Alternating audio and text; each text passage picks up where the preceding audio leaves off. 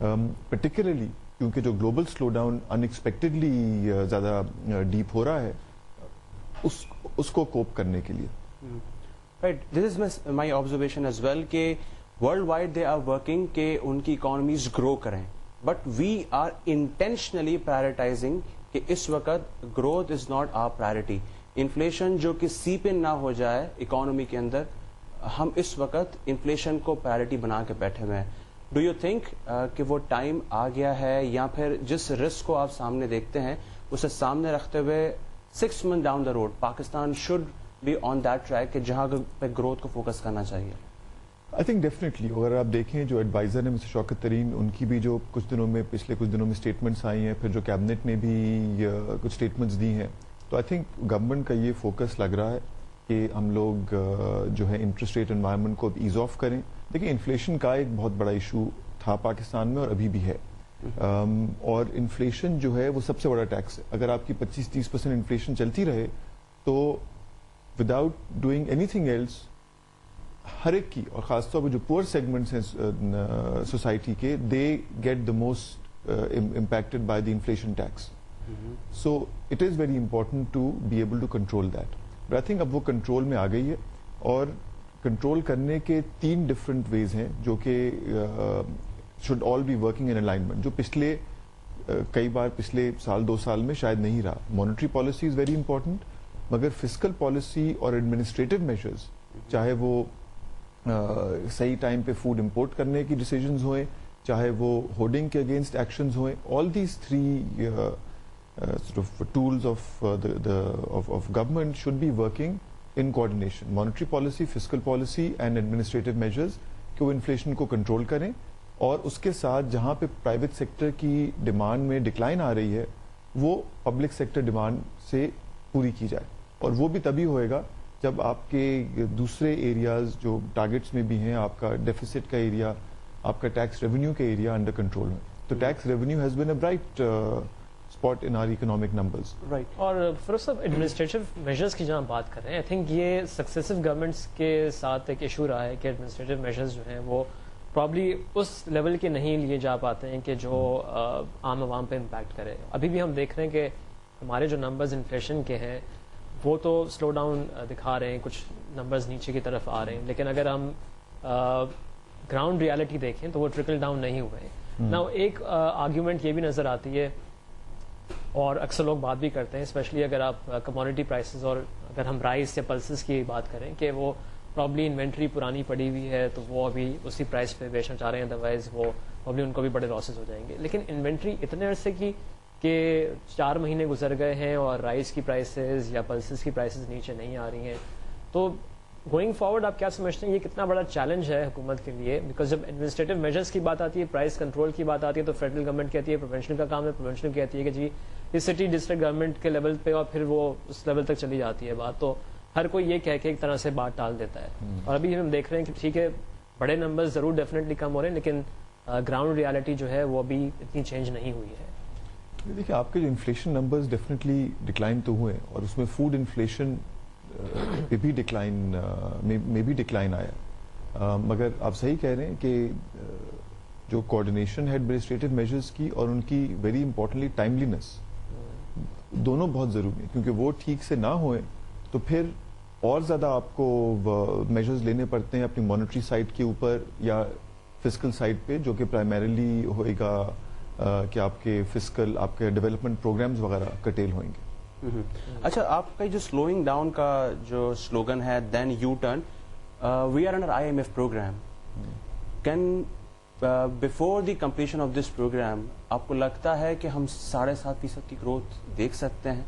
Is it possible for Pakistan? 23 months کا یہ ہے plan, that means 2 years down the road, may be after 1 year کیا again ویسی اس طرح سے ہم گرو کر سکتے ہیں جس طرح سے ہم گرو کر رہے تھے؟ نہیں, دیکھیں ہم لوگ بالکل کر سکتے ہیں. آئی ایم ناٹ شیور کہ 23 months کے اندر ہم ان لیولز پہ پہنچ جائیں گے یا نہیں, مگر ڈیفینیٹلی ہم ان لیولز کی طرف واپس جانا شروع کر سکتے ہیں. بٹ ہم نے سبسڈیز دی تھی, ہم نے اتنا ڈیولپمنٹ ایکسپینڈیچر کیا تھا, دیر ور سو مینی ایلیمنٹس جو ہمیں تھے, باہر سے انویسٹمنٹ آ رہی تھی پاکستان کے اندر, ہر چیز ہو رہی تھی. اب نہ آپ سبسڈی دے سکتے ہیں, ورلڈ وائڈ ریسیشن ہے, ایوری تھنگ ہے.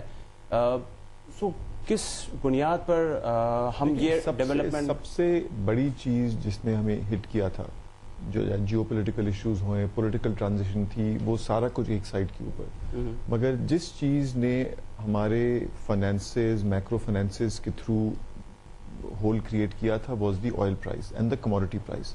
سو چاہے وہ آئل ہوئے, palm oil and other food prices.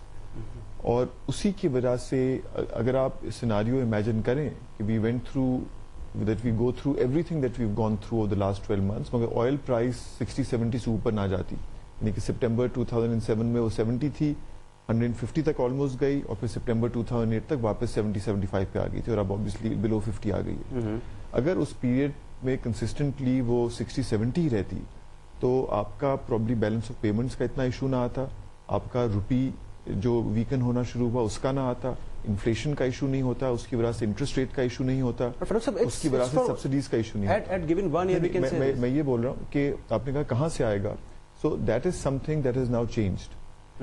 Unless in the next 12 months we see oil prices again inching upwards of 100, تو آئی تھنک ہمارا ایشو واپس آ جائے گا. اور یہ ایک لانگ ٹرم اسٹرکچرل ایشو ہے پاکستان کی اکانومی کے ساتھ, وچ وی ہیو ٹو ایڈریس, کہ ہم لوگ ایسے ایگزوجنس یا ایکسٹرنل شاکس کے ساتھ کوپ کر سکیں.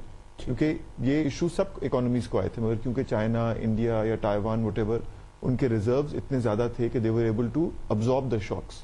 ہمارے نہیں تھے وہ ریزروز, تو ہماری obviously ڈیٹیریشن ہوئی روپی پیرٹی کے اندر.